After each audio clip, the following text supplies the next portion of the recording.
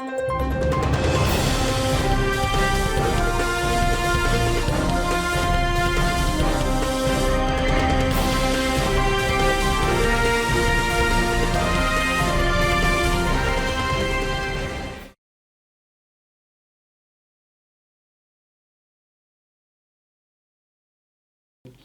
Yuswa Luti mi hone kokoko mi jura nyame kundo nyabe dunya hehebe enyawonti leki nyabe duale do eki olawe do e lazo bo e ami gba pe e nya gba kan sin ku de so igbagba woni pastor reason yo o meto fon idio fon so idio yo mo wale liya ele lo da ke na ma wo inyo ejo dinambe egbe ani gba ni ko ni turuto pata o bali gaga roji láti akonya me de bi mo so mo ko pa no na do gbe mo kin ni na so bi ona so je ko ni nda pe na da de na da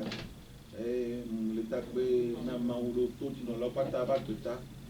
ana ko pata le to de ka popo ya me be ya go ado to émission ya ma un to ne yira nya be to se nu ndo gbe na to ko yo ko le to go ko to gbe disia ape to ba si no na disia o yira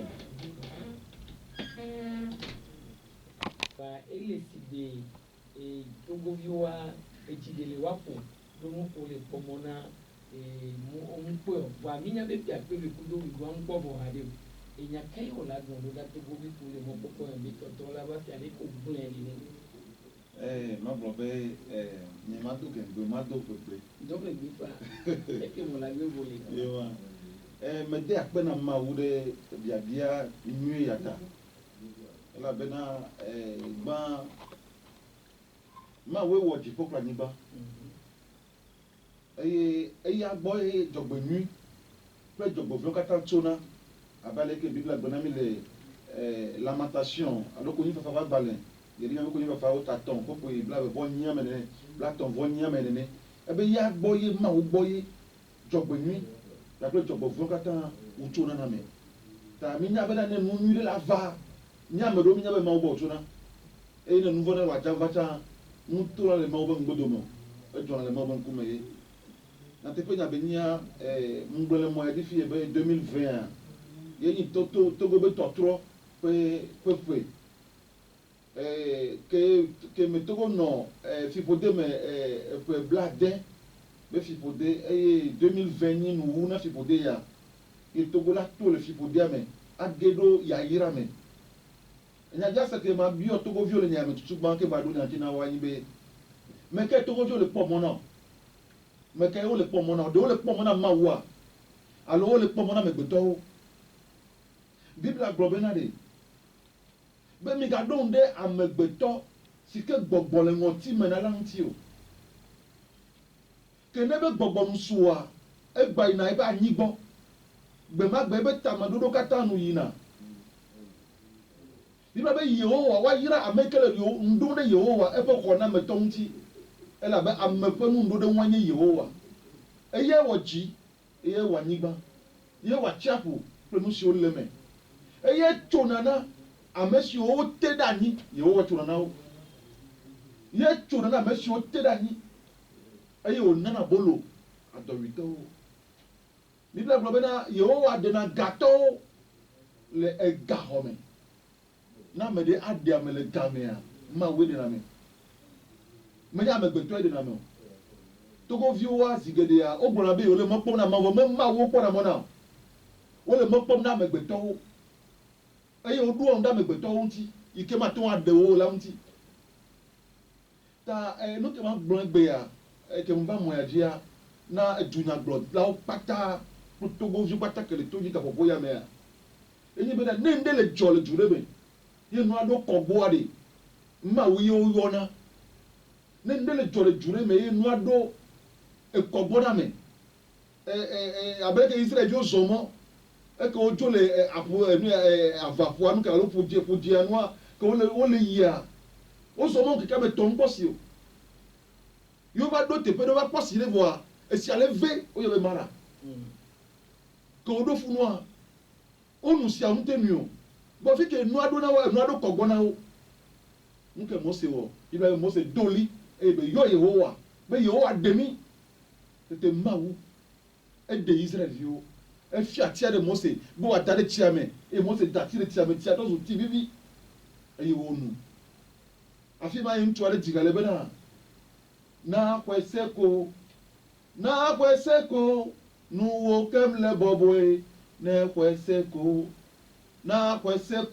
nuwo kem le boboe ne kweseko khosemea enu pata le boboe fún ayé Israel yóò sọ yín kọ́ náà Yehowa lè dé Yehowa Rafa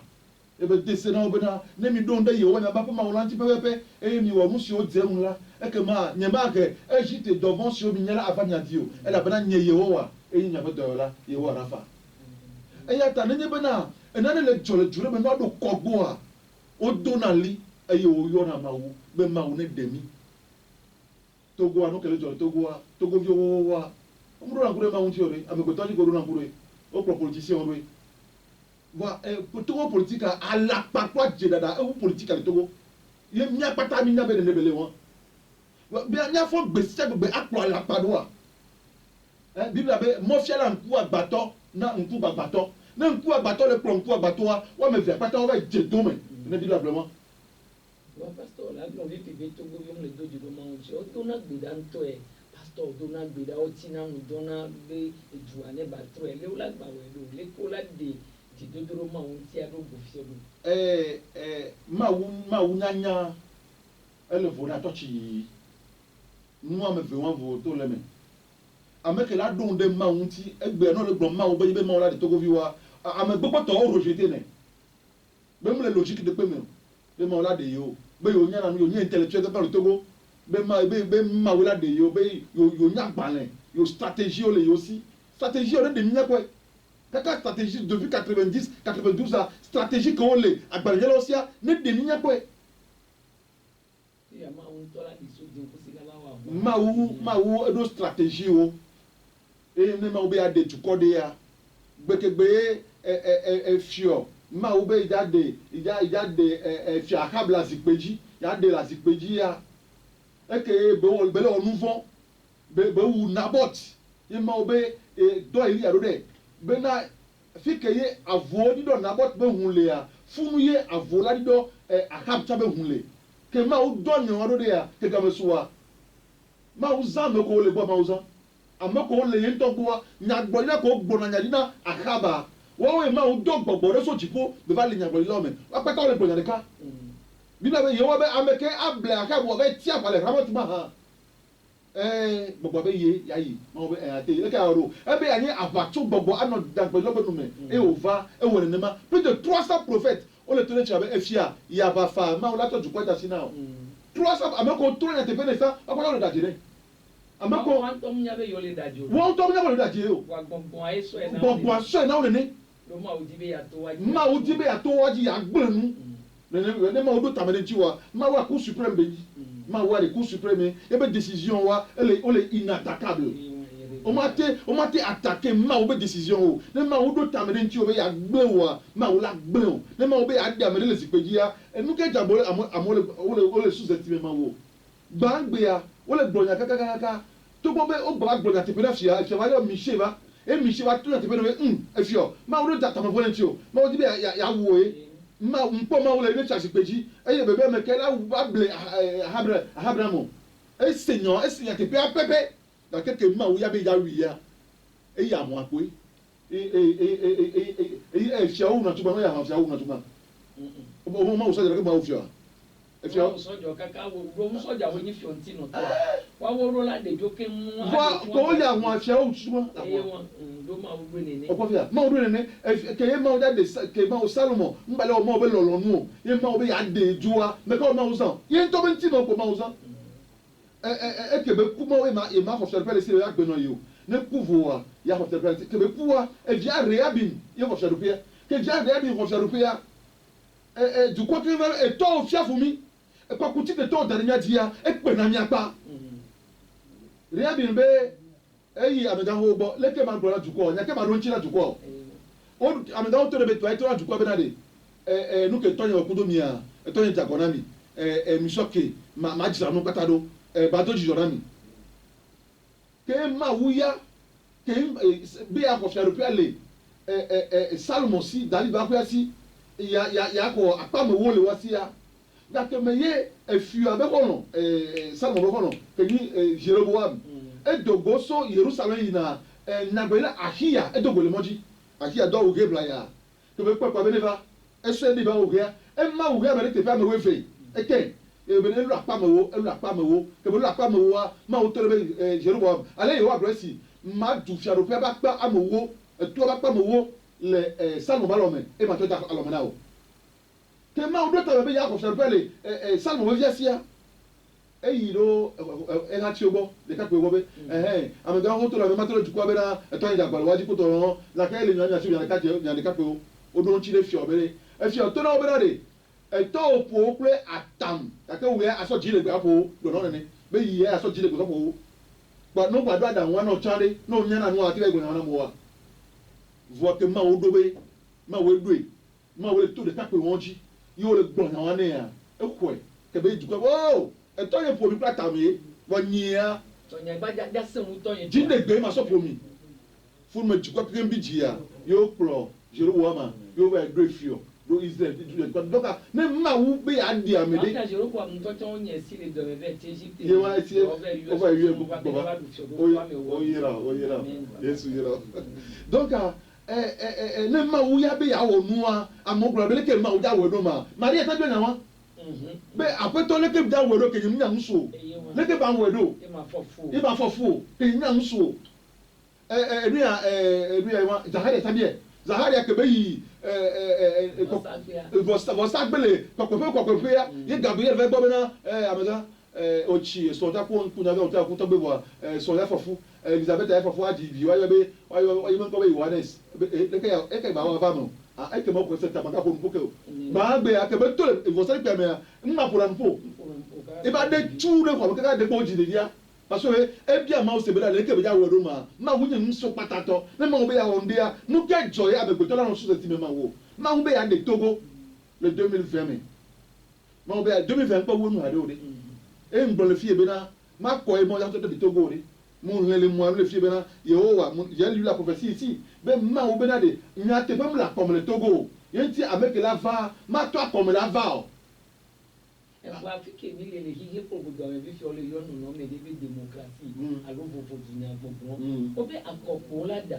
le kami ala o la va tanga ja mo be nya di le kami la o la va produire o ma da ko bi tutu gbon emi anya be ne ma duko ale tutu ba le proving ne Africa pata le proving ne le élection be nya me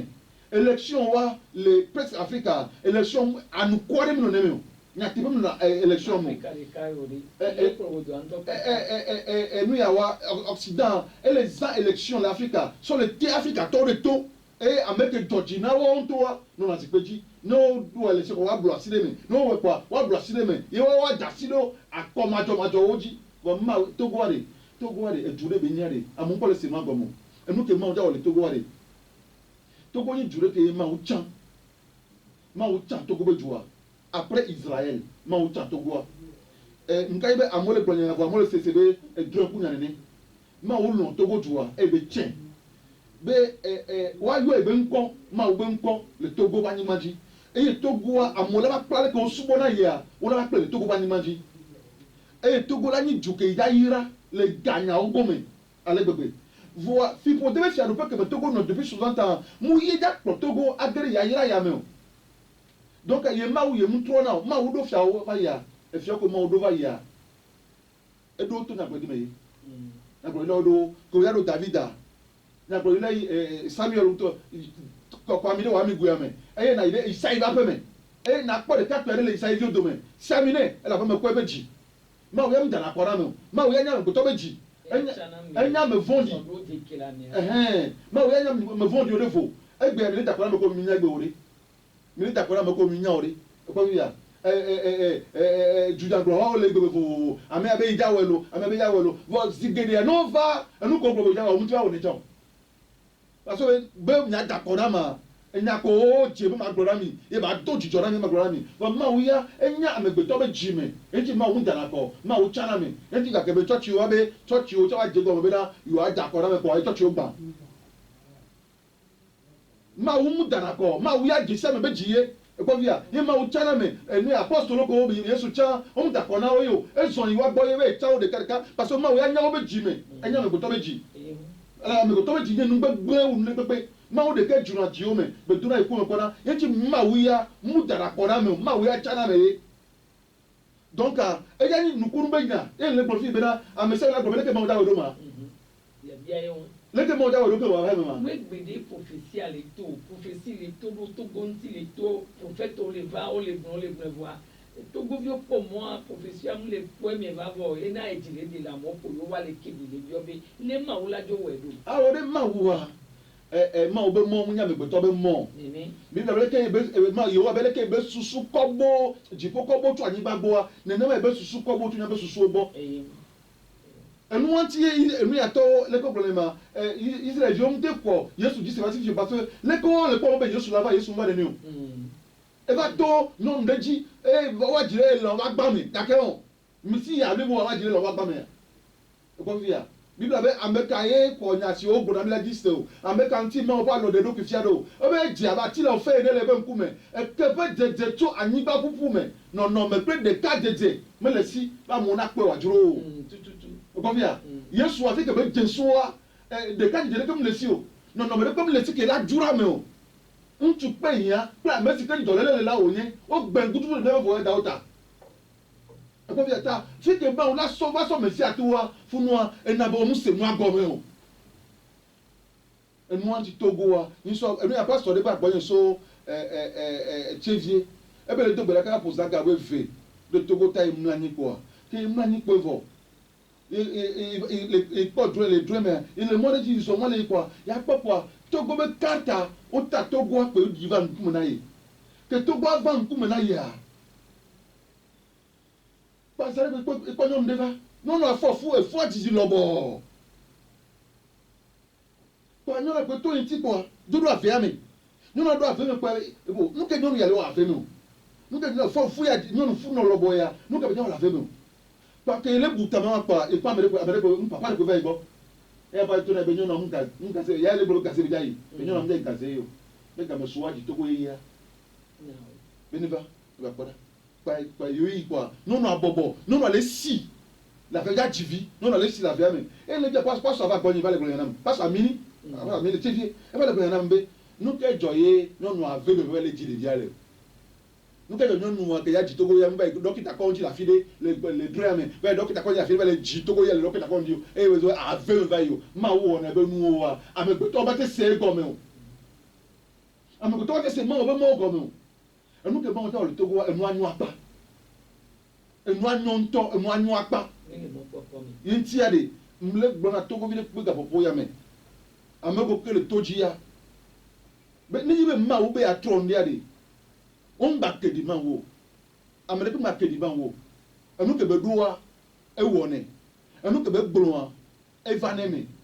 fi asangerib ye ti tere Israel nti e be dollar do da be na ne dovlo e fi Ezekiel e va dovlo e be ke ti le don kuro ma be e be fi san gbara ya gba Jerusalem keke e fi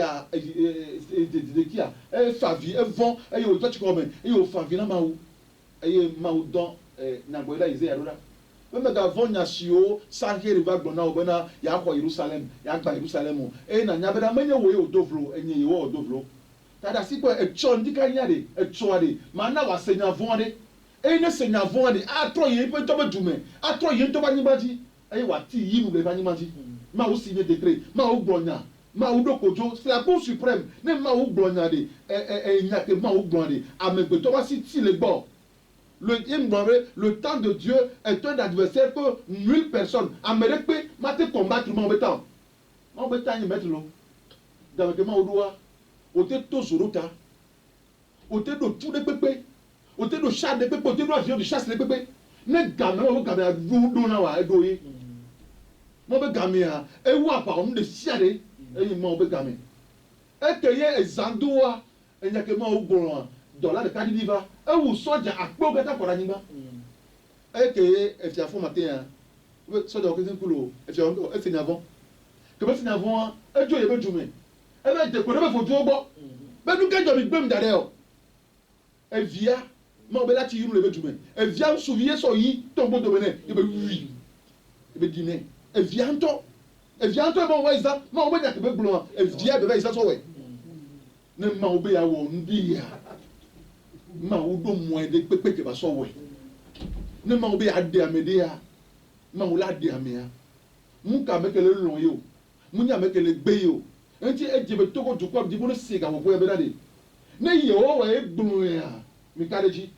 na me gbeto e gblo ya de na me gbeto gblo fi be dade o dade de fi ya o mda nya o gbele te pe ya wala te negotier ko do apete ofa ate negotier ko apete ofa ate negotier abosanta pe de jofa abosanta te pe de jofa vone ma we gblo ya de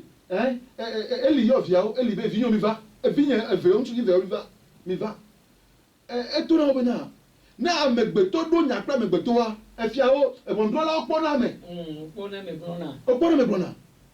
va agbeke mi lenu wa mi le do nya kudo banwu me kela ko le bati mo kaka de po me fe ku ti me ma wuya ma obe do jogbo ni won ti ma ogbene egbene sami me gbena obe ma do jogbo ni won ti eli pe fi o ku nkekere gaji le de fi onu ko bele wole ba be ku me enu mu je ma wunu donc ne ma obe ya de fiaro perejo ya so fiaro perejo vare ma wa nu selesi wa ma ti bena de monama message de ma usonam le 15 ya le 15 mi avayi mo de extrait le me je suis en communication avec le ciel et nous que me le blonda mi egbe ya alo nous que me le blonda ni be du coup ameko lo politique lo se nya ya du le pepere agboro na juanu na gbole juanu ade safri no na agboanti safri no na agboanti ma bia politicien o se fi be de fi que to ko safri le ma fi que to ko safri ale o onia enya o le ke megbe ma blon o ya nu ko munya so togo ntia togo be nyantia de ma ameko le togi le se fi dia de yo so paga be nya de togo be nya de nyento de 2015 mi de ma o venu nye mu ma o be nku be agbangba togo be nyanchi ma o kokko mu vai be nku me agbangba mu no tere mo be nku me apeto yesu no tere mo do menam mu je kore ba ko me ye ma o ponu ponu so togo nti agbangba mu ni nu ya yo awo ni ngale blondro na togo vi o be ma o da togo alo le kele ni mu nya na wa to de no ma o ponu agbangba mo se to de ka pe nya na ke ma o ne mo se itoji le ma o gbo mo se pe nya ke ma o ne mu yi ma o gbo agbangba togo mo sa jo nya ke bele togo sa flia dipo velia be kwele enye be kwele dipo velia be na ke le gbo franc-maçon ton ameko yi les francs-maçons ba niveau kokko wa o kwele na ke le gbo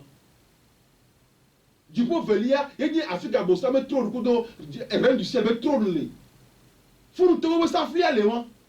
funu sa fe be tie won àwọn abeniye nso do ko ye savoye ya no ko ka san fe be ti funu le ke so yi o so dasiye fi o so dasile fi o vo saole fi o do gbe ole o tu agboado yo san fe be da so sa fe da do funu e ameko wo te mati yo mo ko ore munyawo aka woli to betala me ko ya amero haboboro onua so to go dasi mo woli to de ka egbe to go ore so to go dasi na blo ore mo woli to de ka so to go dasi na blo ore nya o mi nya o mate blo ore to go sa flia e be jiji po velie awon emu e ni be ko sa fe le funu e nya ke mle blo bi la be na jojo me mate se bogo nya o go me bon bien l'homme animal ne peut pas comprendre les choses de l'esprit. Àwọn emu ẹ máa ń mọ ẹ yà pẹ́tọ́ ẹ̀sùn mobiliser ange ẹ ange michel pẹ́tọ́ wọn ó pẹ́ ní tí èmi wọ àgbàlẹ̀ fún emu ọ̀kẹ́lẹ̀ yẹn. Donc ó edu sí àdùá agbóhùn náà dùá sí nínú agbóhùn dùá sí sáfìlì náà dùá mú nínú ìlú sáfìlì ọ̀dùá sáfìlì ọ̀dùá màtí wọn àgbọ̀ màtí ìrìn gbèrègbèrè o náà péya mẹ́ya èyí 2020 yà èyí tókó bẹ́tọ́ tó bẹ́ péya má de kuma lẹ́yìn Enyakeye, extrait d'un message du 15-04-2020. Elle est française, mais mon nom, je vous conduis, toi et ton peuple, tout doucement vers l'accomplissement de la prophétie, car elle est à son terme. Je suis le Dieu Tout-Puissant. Je suis celui qui sue, le maître de tous les royaumes de la terre. Je détruis, je brise les royaumes et je les reconstruis. J'amène un nouveau changement au Togo. Qui s'y opposera? Je suis le maître des temps et des circonstances. Mon heure a sonné pour ce changement. Vous ne verrez pas les nuages, ni le vent, ni la pluie, mais la vallée se remplira d'eau. C'est ma promesse pour vous en 2020. Car le projet que j'ai formé sur vous en cette année est un projet de paix et de bonheur. Le Togo est à son déclin. Il faut un changement. Mon peuple, soyez rassurés, car l'espérance ne trompe jamais. Heureux les affamés, car ils seront rassasiés. Heureux ceux qui ont peur du lendemain, car leur avenir est garanti par le Créateur du ciel et de la terre. Et nous avons un extrait pour nous donner. Nous avons parlé de nous. Et ma soeur, on est à Togo. Donc, il y a un moment le 15 04 avril. Donc, je suis en communication avec le ciel.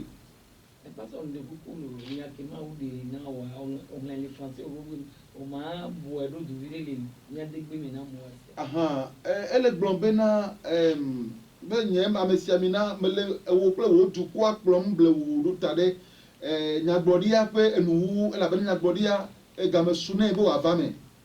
enyenye ma unu se okatanto enyenye apeto de efiadupo katanu me gbana fiadupo wo me tuna bubu mele protogo ide toto ye yade me ameke atewo anotere ngonyi o ela ameke atewo agbe o enyenye ye yi o price angbe o kataba apeto Gamesuna mbena dodo tabeke medo togontia no wafame ni makpo alinipo ni masi aya apo kake na kpo chile baliame eye ngbe ke medo na togo le pe akpeve pe le bla afiame ela bena tabeke medo nyanti le epe yame a jogbe nui ple amemveve pe tame medo togo a elle pe gbegble pe game déclin charo pe ko na déclin elle be déclin elle be nou elle va te na va du ko jide pour no miasi e ji no miapo elle bana mo popo me na npe na me o wa yira me so do le wumla elle bana wa difo wa yira me so le fofo na be chome elle bana nya be chome ya elle ji popo ani ba la ba sime e ya nya be da sike ma o chonam le ni choma va ya ta enya ke ma o bro la va melo. Amen. If you are living in a backpack or carry a mouth, a ye banana, ye but up to me. Gadiani be the mouth bandé la fille, but to come la fille, but to la fille, but what you pour an amical. Maui oa. Avec le Congo, l'ennea, but the mouth don Israel, Benale, over nouveau, ta, Duda. Efipodeme a lokuru nyemele Babylon bani bandia le efia Nebukadnezar tia e ga don gbe na obena ya ga de wo e ga gamere subo ga de wo a de Daniel no gbe dom da Bible bena Yehowa be le miaota mo do me vondi o oda Babylon bani manje bovia le ye ba yi tutu e ba si ba nomde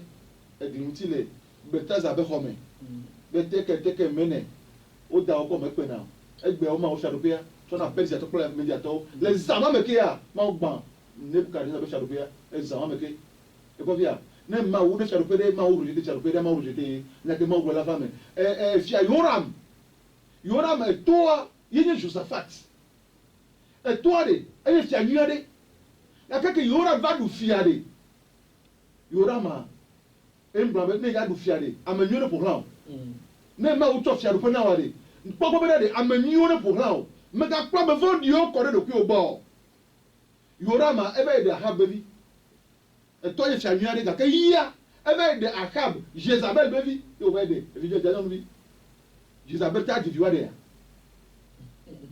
Jezabel a diviwa de ya. Ebe de Jezabel bevi. Aye Yorama e to bevi ko li. Ni via menyiwa. Yoram Jezabel vi don ne e o cho yi ebe u to be fi patan e ma o to me tui belle ye be to la David ta e ma churo Jezabel ba pe o e ma gbata ba pe o ya ka ya drop onu Yoram le nu ke wata afi ma o don Elia mu agbalo de be Yoram nu ka de bubo elewo nu ka bubo elewo tɔw ezɔle David be ʋeme gake wo ya ezɔle Israel fia vɔ̃ɖiwo be ʋeme ewutɔwo be fi ko nyo wu aɖe wuwo ale yewo agblɔ esi ke si nɔ nu kewo katã le asi wɔa mana woalɔ katã le gbɔ ŋkeke ɖeka dzi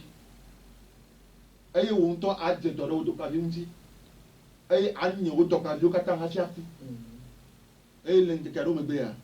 mawo gba be fiaɖoƒea ma Arabiatɔwo va Moabitɔwo va wova lɔ ebe kesinu kpata dzo wova lɔ viawo wokplɔ via kpata dzo wokplɔ srɔ̃ kpata dzo eye evia dɔm le akpe kpɔtɔ nɛ eye le ŋkeke aɖewo megbea elé dɔ ɖe ebe dɔkavi ŋuti eye wònye ebe dɔkaviwo katã ede wo le gaze me hafi ku ese veve hafi ku elabena Mawu drɔ ʋɔnui ta enu katã Mawu drɔ ʋɔnui ɖo enu ke be ƒã ŋuti enu ke be ƒã eye la ŋe Biblia bena Mawu menena woɖo ahehe ɖe ta o Mawu menena woɖo ahehe ɖe ta o enu si ke ame ƒãna la migana woaflu mi o Mawu menena woɖo ahehe ɖe ta nu si ke ame ƒãna la eya ke wòaŋe ame ke ƒã nu le ebe ŋutilãmea ele aŋe gbegblẽ la tso ebe ŋutilãme gake ame ke ƒã nu le gbɔgbɔmea ele aŋe agbemavɔ atso gbɔgbɔme eya ta migagbɔdzɔ le nu nyui wɔwɔ me o elabena ne miegbɔdzɔ le nu nyui wɔwɔ me o la miaŋe nu le ŋutɔ ƒe azãgbe la dzi ta esime asi nukpɔkpɔ gale nyasi la mina miawɔ nu nyui ta enu ke ame ƒãna ye ko ame ŋena ta Togo dukɔa alo Togoviwoa woƒã nu gbegblẽwo sugbɔ ŋuti Mawu ɖo tame bena yatrɔ fiaɖoƒe ya yatrɔe Mawu ŋutɔ ɖo tame Mawu eŋlɔe Mawu be asi eŋlɔe eye matrɔ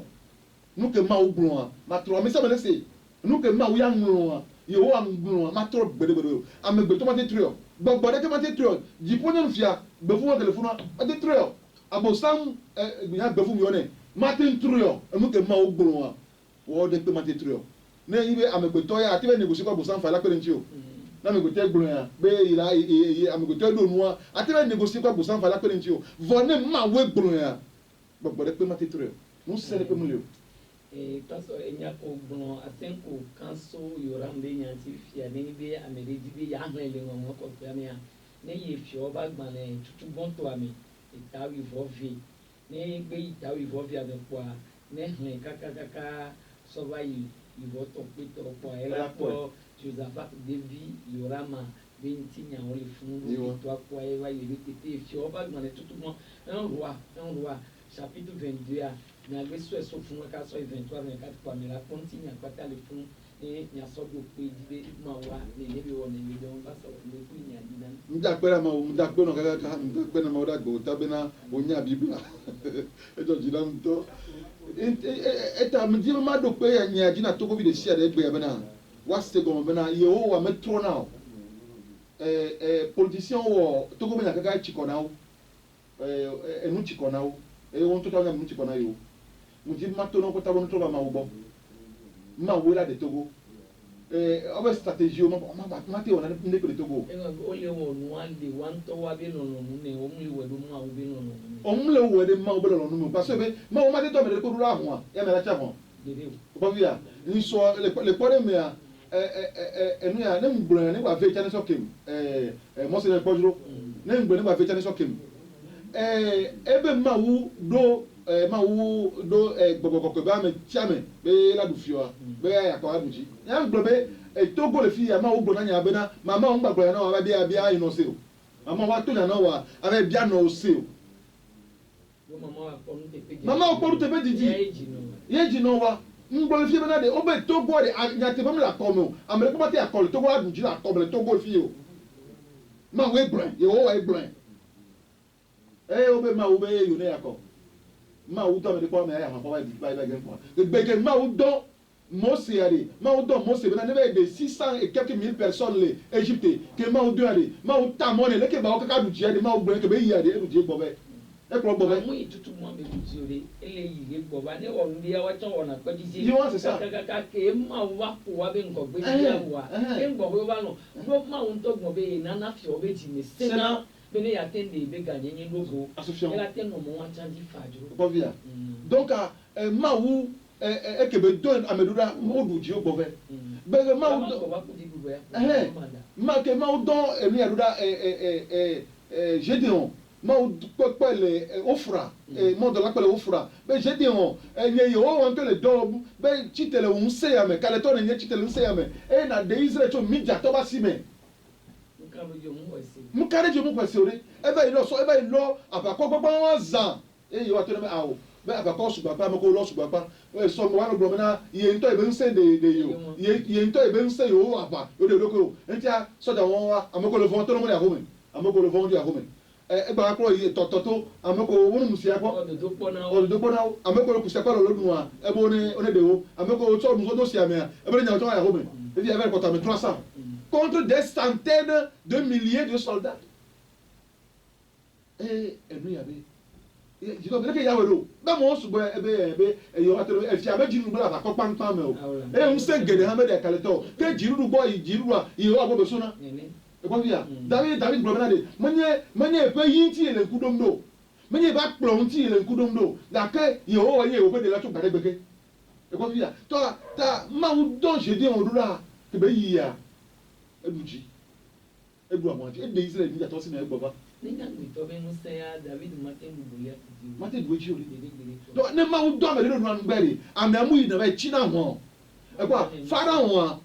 pe ko le me ma so Pharaon so kudo régime en place Pharaon lo régime en place Pharaon pe so régime en place e ti akọ vonu ke na ye ma wo do evo e yi mva eduji o no anu pata mi gba so ma wo so no ni me to le ja gba mi awon de ya mi gba so ma wo ko so no do mi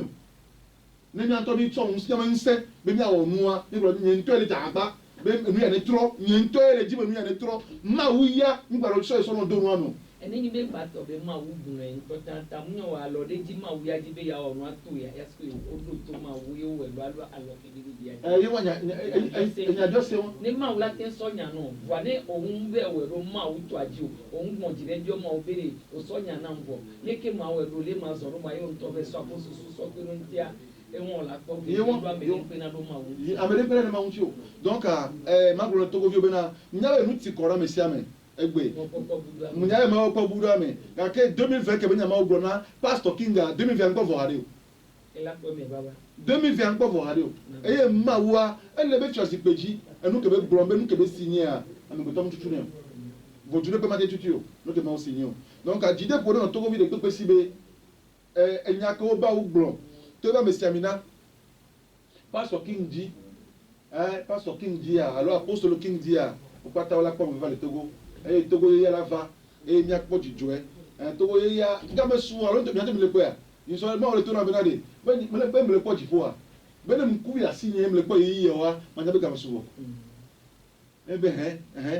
ebe ne mku ya si me le po game wa ma nya ye ya devo ma nya be game ya devo papa ye ya devo nous sommes à quelque part de la ligne d'arrivée et nous que Togo viola o ola ikodela no fa ko ya ola tinu do ola tapmanya le ko la o ta fa tie enu ke ma gro Togo vi o nya me do ko no ya pro ko pe ni so ni a emu lo data emu no ani do be data ko 17 emu no ani a mo po ni a président de la Lomé eni Afrique avec président de ko la Lomé emu le bio ste benade nu ke jo na opposant historique yo no ba do ati pe adipo a o do su na vampire achitere jukwa nchi ano gbe jukwa ma ele to na be king we munyama be jukwa wa o na nde o ko sese na wi o yenti ya yo sana force so na mne jukwa eye mu le to ne bena nu ke dzɔ no va o dzesi dukɔ ko be akplɔa nu ke dzɔ no va ɖe o met na cap do éducation dzi na duɔ ma ye be bɔn le kpɔm eye be dukɔa edu sia dua ɖe o kpla nɛ n'omu he duɔ wa o ma kpɔ ŋkɔ yi tsɔn tiɛntia togoviwo n'o pa blia blia o la ne n'o pa yia ayi o la de n'o pa soja o la de n'o mi le pa he na he ni mi la ne ne mi le pa enu ya amewuwa violence mi la ne enu ka me pa na ye be ne na Galate 6 verset 7 egblɔe enu ka me pa na ye be ne na donc etogotɔ wa ma de kuku na o bena de rien que o le edzime na togoviwo do wa nɔnɔ ti edunyagblɔ wɔn tɔ de ya wɔn tɔ o ma le wa nɔnɔ gbɔ o fɔ o le wa nɔnɔ zu wɔn gbesi agbegbe o ti te de wa nɔnɔ ti gbesi agbegbe togoviwo wa de kpoti wa te wa nɔnɔ ti ete ka gbɔgbɔmɔ bɛ so fa ma o la wɛ na mi ma o la du dzi na mi enti ele bi ame sia ame le srɔ̃ bena de nyanya bena de yewowa bena tsala me ɖo ta me be ma vɔ mi eye me ve nu o zahari abe gbalẽ ma esi nye fofo o do dziku nam la ta ke azɔ la me trɔ gbɔ va yewowa egblɔ be ma wɔ nyui na mi ke nu siwo miawɔ la woawoe nye si ame sia ame ne to nyateƒe na yeƒe ɣavi mi drɔ ʋɔnu le ŋutifafa me le miaƒe ablɔwo me migalé mia nɔewo ɖe dɔme o ekpɔ migalé mia nɔewo ɖe dɔme o eye alakpataŋkaka meganɔ vivi mia nu o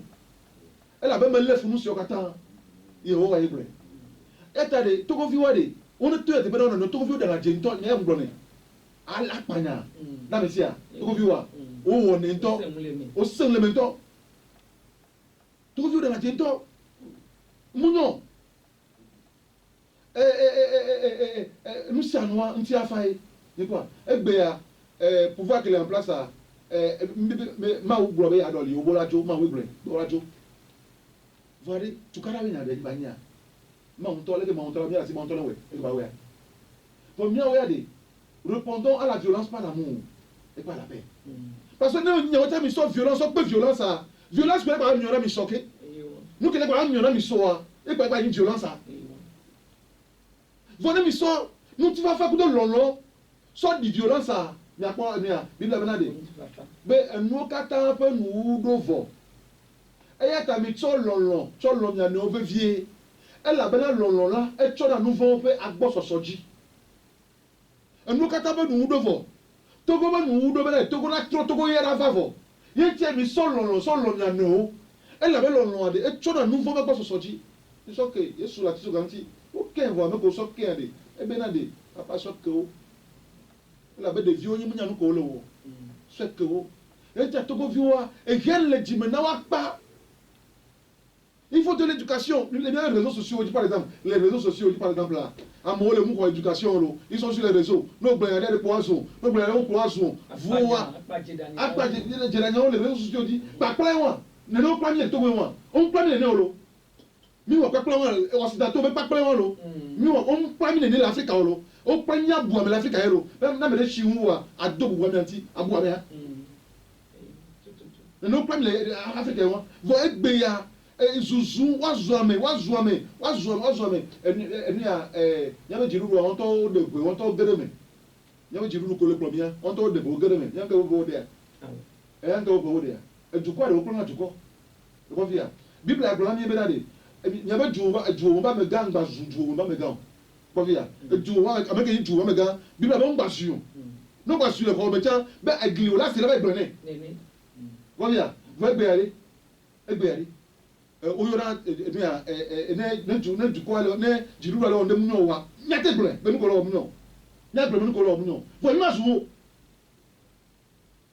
ma zu o ame zuzu ya mu nyɔ parce que ame zuzu ya mu kpakpla be nyi o na mi ale wɔ mu nyɔ wa de gblɔ be nu ke ba mele wɔ le enua mu nyɔ enua do la trɔ. egbe fia woyɔna ame antɔ be nyikɔ azui kpankpankpankpankpam dunya hɛ ha be ŋkɔnɔtɔ wòla yɔ azu kpankpankpankpankpam. réseaux sociaux jẹ́ àtàǹkò láwọn ọ̀làjú bí àtúmù.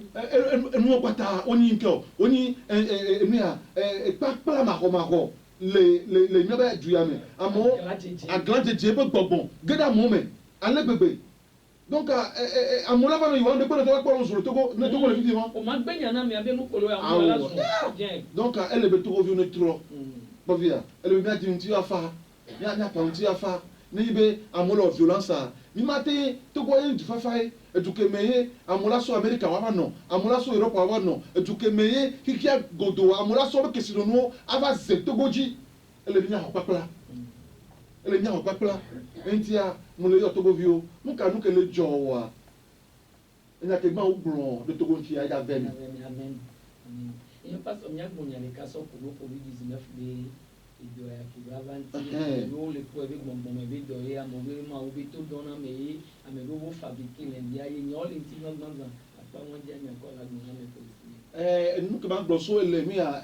coronavirus be nyantia enyi be negba ni be amo ba manipuler chan muto mo be ngbodo me va muto mo be ngbodo me va ma obe ameke la ndo jogbo fo na ha mi ti me ke la ipede ti ba cha won de jukowo Bible gloriade Bible gloriade man le français mais ne jogbo voin gaba tu ko dia Lamentation de Jérémie le chapitre 3.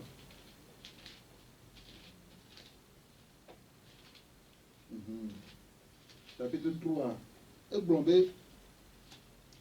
Verset 33. Car ce n'est pas volontiers qu'il humilie et qu'il afflige les enfants des hommes, quand on foule aux pieds tous les captifs du pays, quand on viole la justice humaine à la face du Très-Haut, quand on fait tort à autrui dans sa cause, le Seigneur ne le voit-il pas? Qui dira qu'une chose arrive sans que le Seigneur l'ait ordonné? N'est-ce pas de la volonté du Très-Haut que viennent les maux et les biens? N'ayez agbeto le renouveau l'animaji. O le renouveau blanc l'animaji a. Ma on donne à tu peux voir vana. N'ayez pas les airs pas les. Ne m'en sort de Covid-19 bien comme na wa. N'ayez pas les airs pas les tables avec voix d'un. Chapitre 26 ça. Ou là pour les versets vers maintenant confinement du quoi je suis confiné. Eh bien verset vers maintenant va mon peuple entre dans ta chambre et ferme la porte derrière toi. Cache-toi pour quelques instants jusqu'à ce que la colère soit passée. Car voici l'Éternel sort de sa demeure pour punir les crimes des habitants de la terre. Et la terre mettra le sang à nu. Elle ne couvrira plus les maîtres. Donc, comment on veut tout quoi? Moi, tu montres là maintenant. Il y a trop de gens qui ont nous mato. Et quoi, il faut que au fond, amé ni lesbienne, amé ni homo, amé il faut que il faut le thé africain de tout, on les africains, on le voit bébé. Peut-être à niveau que on y a injustice. Et na mauna na de na moben mouvana,